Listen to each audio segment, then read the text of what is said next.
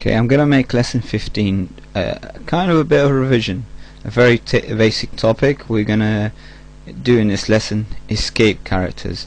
I've covered this in C, where I've said escape characters like that, okay, and that would escape any character that will come after it. So if I had quotation marks, the interpreter or compiler will ignore those quotation marks, because that is an escape. It escapes the effect of the quotation marks.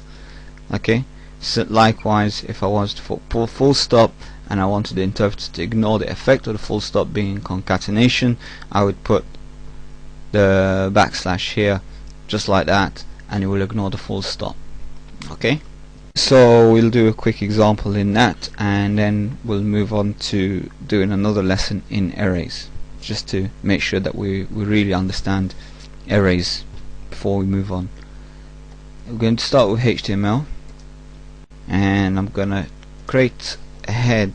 Just going to get you used to writing a bit of HTML as well. So I'm going to put a head, and I'm going to put a title, and I'm going to say a quick .php, and now I'm going to do an echo, and interestingly I'm going to do a HTML tag within the actual quote text area.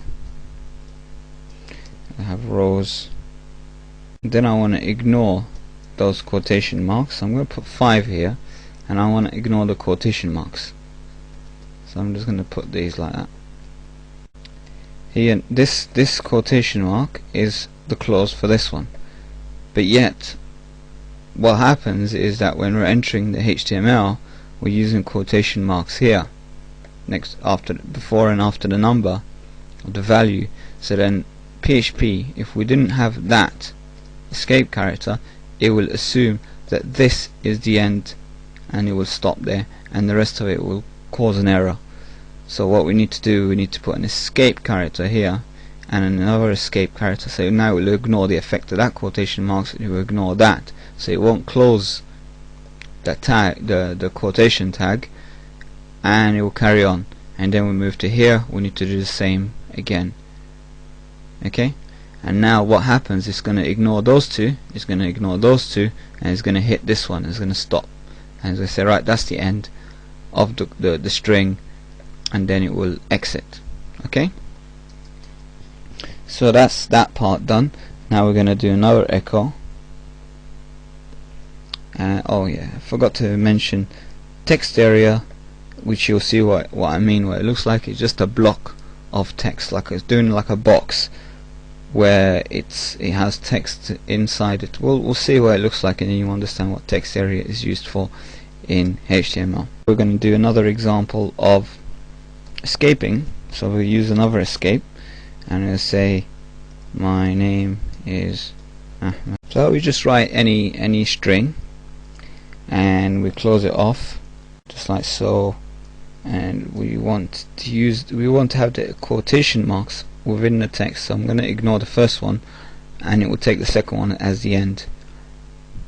As you can see, we haven't used any escape characters here, because this is the entire string. There's no need to use any escape character in this quote, but above it we do, because we used 2 double quotes and we wanted to escape one of them, so we did.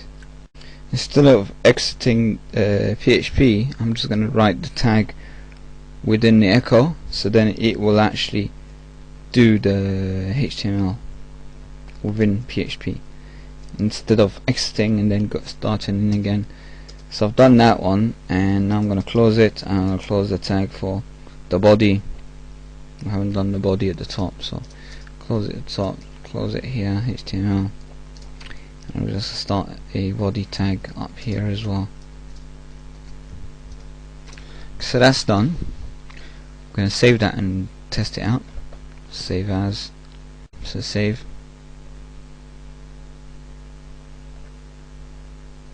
Close 14 off. 15, move it across. Use that into 15 now. and we have an error because we saw it's a blank screen. So we're just going to quickly check on what we did wrong. Edit. Okay, so we've got that part okay, and we check the body. We have that started okay, that's fine.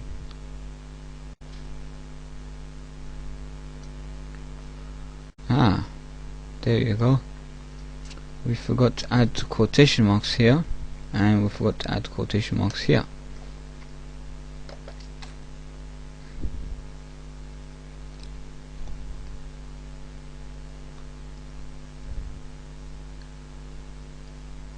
And we see the text box here, text area.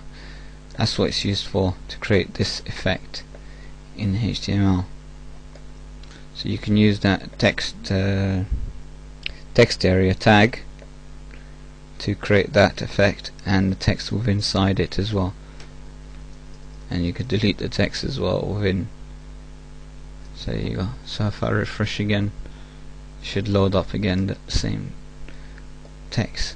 So you can have a default message for the user and then say to him, look, please enter some data here, and then you can actually enter some data, and then we can have a button here and you click enter and it submits to a form or something. But every time I refresh, it puts a default text inside here.